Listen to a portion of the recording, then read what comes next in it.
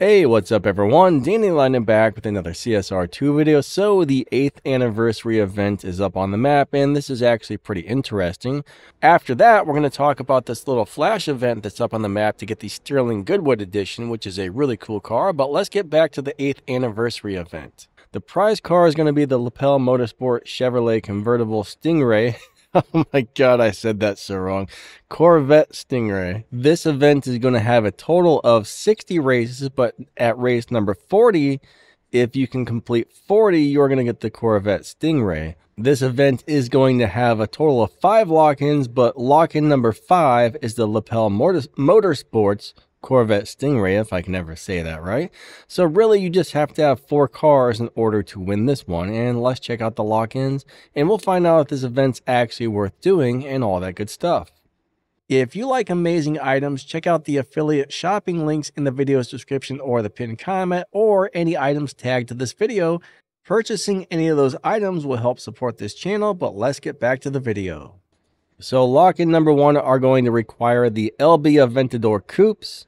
These are nice little cars, nothing too crazy special, but I do like the LB Aventador Coupes. They're overall cool cars, not some of the best in the game, but I do like them. Lock-in number 2 is going to require one of the Duke Dynamic 911 GTR RSRs, which look amazing, but they're not very good. The LB Silhouette Toyota Super GR, which is a pretty decent car.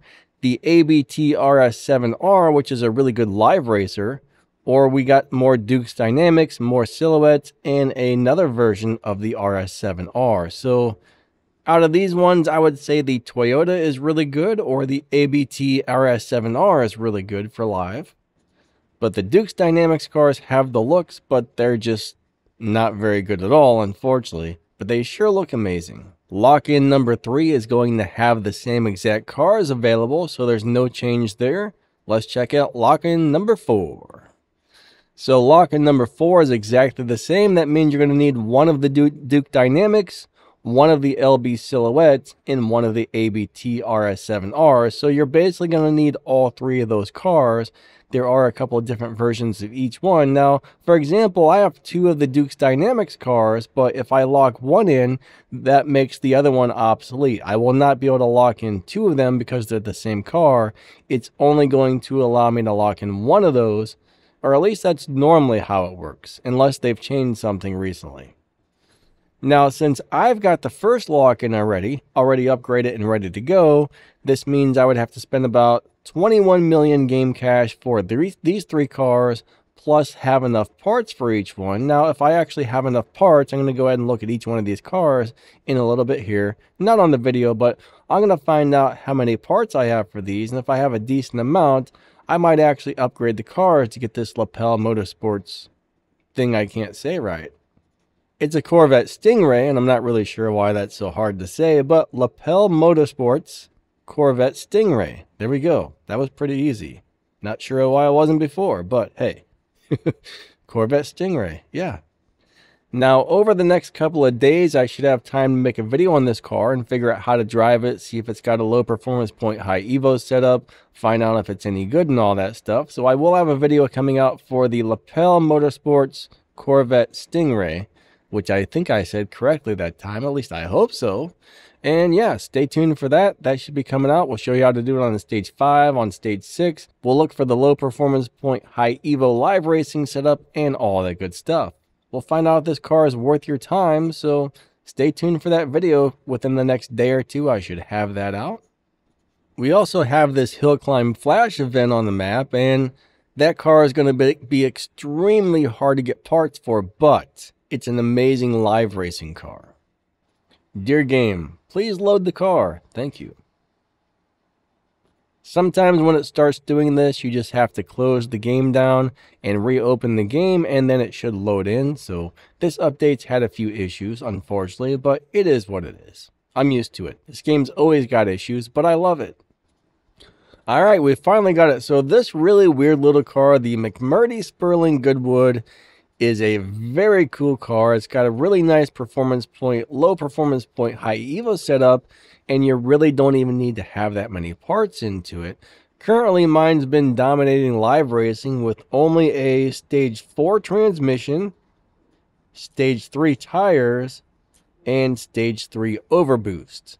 Everything else on this car is still stock, and it's doing really, really good. So I don't have hardly any parts for it either. I mean, look at this. We got a couple of parts for it, and that was it. So I just threw what I had in there, got up to 1,393 Evo, which is a little bit on the low side, so it does much better than I expected to for that. Usually you want to see at least 3 times the amount of Evo as performance points, but we got a little bit over 2, which often does decent. So 2 to 3 times the amount of Evo is what you're looking for, preferably 3 times. But yeah, it does pretty good. Nice little car overall. I do like it a lot. If you have a few fusion parts laying around for this car and you want a good live racer, it's probably worth the $20 to buy this, just to get it for the low performance point high Evo live racing setup. I mean, it's just this like little teeny car. Like, it's so neat. It's this little teeny thing. I mean, I don't know. I never thought I would see a car that looked like this in my life. It's like so short and just a really cool little car. Totally worth the $20 if you don't already have it and you got a few parts. But if you don't have parts, unfortunately, you know, parts are very, very, very hard to get for this car. And since it's purple stars, the parts are going to cost gold crates. So if you get the car, make sure you do as much of the event as you can to collect some of those parts. That's how I got my parts for the car, is I did the flash event. I bought the car for $20.